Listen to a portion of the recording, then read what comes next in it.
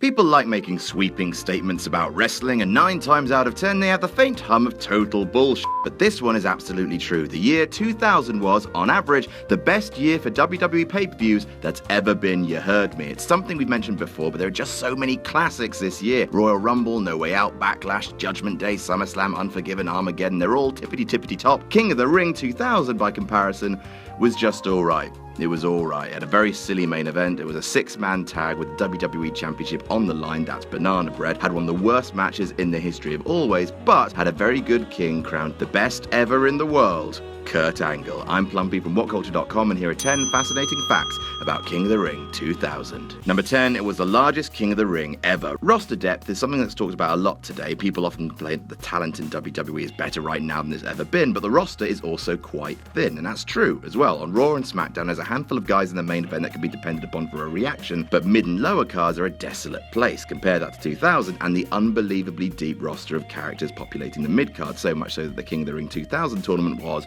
giant. 32 superstars took part, including amongst them Edge, Christian, the Hardys, Bradshaw, Eddie Guerrero, Chris Benoit, Chris Jericho, and Kurt Angle, and that's just the guys who would go on to become a world champion. Elsewhere, there are characters that always drew big reactions like Rikishi, Scotty 2 Hotty, Road Dogg, X-Pac, Shane McMahon, Chyna, The Godfather. F*** me. That is depth. Number 9, all 31 tournament matches were shorter than 10 minutes. Now that's the downside with having a Reconculus-sized tournament. Not bloody one of any of the matches in the entire 2000 iteration of King of the Ring went 10 minutes. The longest was Chris Jericho versus Kurt Angle in the semis, and they gave that 9 minutes and 50 seconds, which in the attention span shattering Attitude Era felt like Bret and Shawn at Mania 12. Obviously it was the best match of the whole tourney, but this huge rush to get the matches over and done with goes some way towards explaining why King of the Ring 2000 was a disappointment in an otherwise great year. You had a tournament featuring Guerrero, Malenko, Jericho, Angle, Benoit, and X-Pac, and none of them were really given space to craft a true classic. Number 8, it was the only pay-per-view match for Patterson or Brisco. To a generation of fans, Pat Patterson and Gerald Brisco will always be the Stooges, bumbling over their own shoes to shake Vince off after a piss. I mean, sure, Pat Patterson's the first ever Intercontinental Championship who invented the Royal Rumble, and sure, Gerald Brisco was part of the Brisco Brothers, one of the most decorated tag teams of the 70s, amassing over 20 championships, but nah, they're the Stooges, aren't they? More coffee, Mr. Mac, man? Their match at King of the Ring was the only pay-per-view match that either man has ever wrestled in their decades-long legendary careers, which is a shame, considering. Number 7, it was voted worst match of the year. And why? Because it was a goddamn hardcore evening gown match. 2 men with 114 years of being dudes between them whacked on some comedy frumpy frocks, the worst wigs in the history of hair, and played grab ass in front of a perplexed world. 2 legit Hall of Famers steeped in decades of wrestling glory, smacking each other with props and shrieking like tits, is a perfect summation of the Attitude Era at its most nonsense. Unsurprisingly, the Wrestling Observer gave it worst match of the year, which is even more of a black eye for Pat Patterson, who in 1981 scooped the best match of the year award for his Madison Square Garden alley fight with Sergeant Slaughter. Also, fun fact, Pat Patterson's real first name is Pierre.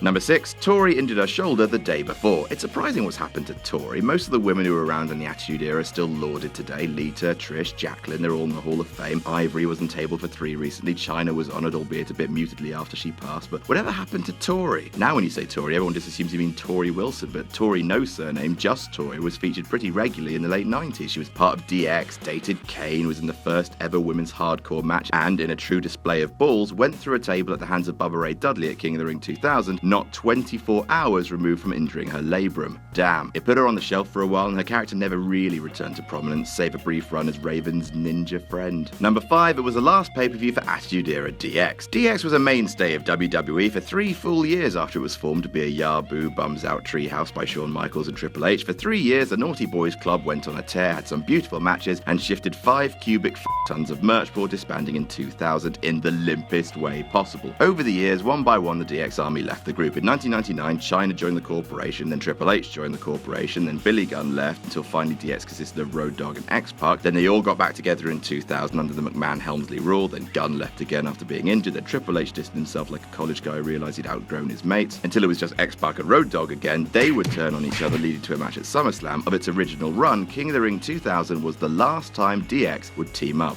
Aww. Then they reformed in 2006 and it was okay, and again in 2009 and it was shit. Number 4, Rikishi was annoyed he didn't win. TBF, I'd be annoyed if I didn't win King of the Ring, and I'm not even a wrestler. No, wait a minute, I am a wrestler. There I am, delivering a sick clothesline. Over the 10 King of the Ring pay-per-views, the Intercontinental Champion has gotten to the finals 3 times. Each time, the IC Champion lost. The Rock was the first, Rob Van Dam was the last, and Rikishi was the one in the middle, and he was pretty cross about it. In his mind, asking the IC Champ to wrestle 3 times, especially one as over as Rikishi was, and still not win, was an insult to the championship and the big man. And hey, who the hell remembers Kurt Angle anyway? Number 3, The Rock became the 3rd man to win 5 WWE championships. Don't need a 3 count, I need 5. Remember when that used to be Biggie Langston's thing? Whenever he pinned people, a 3 count just wasn't enough, he needed 5. It was great, and also stolen from King Kong Bundy, but forget about that. Anyway, that lovely little piece of trivia is just here to fill out the fact that, hey look, The Rock became only the 3rd man ever to become a 5-time WWE champion. The other 2, Hulk Hogan, who won his 5th championship at WrestleMania 9, and Bret Hart, who won it at SummerSlam 97. Number 2, it marked the first time the WWE title changed hands in a tag match, because of course it was, because it's a really silly idea. As much as Attitude Era WWE was TV that was cocaine levels of addictive, it also meant that for the booking it was cocaine levels of erratic. In 1999, the WWE Championship changed hands a mental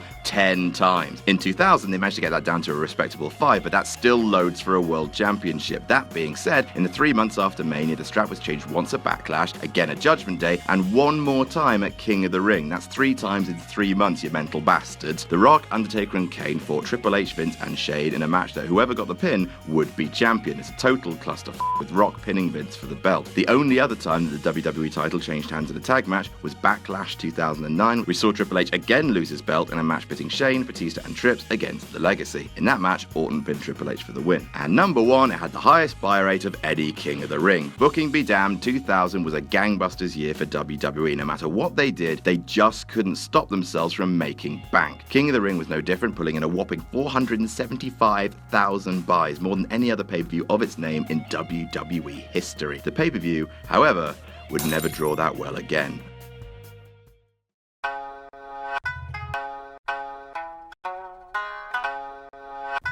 Friday, July 7th, in Manchester. It's the Japanese qualifier of the Pro Wrestling World Cup. It is going to be a phenomenal night. 2 of the best young wrestlers in the world, Kyle O'Reilly versus Marty Scurll. Also featuring Rampage versus Tomohiro Ishii in what promises to be an absolutely titanic brawl.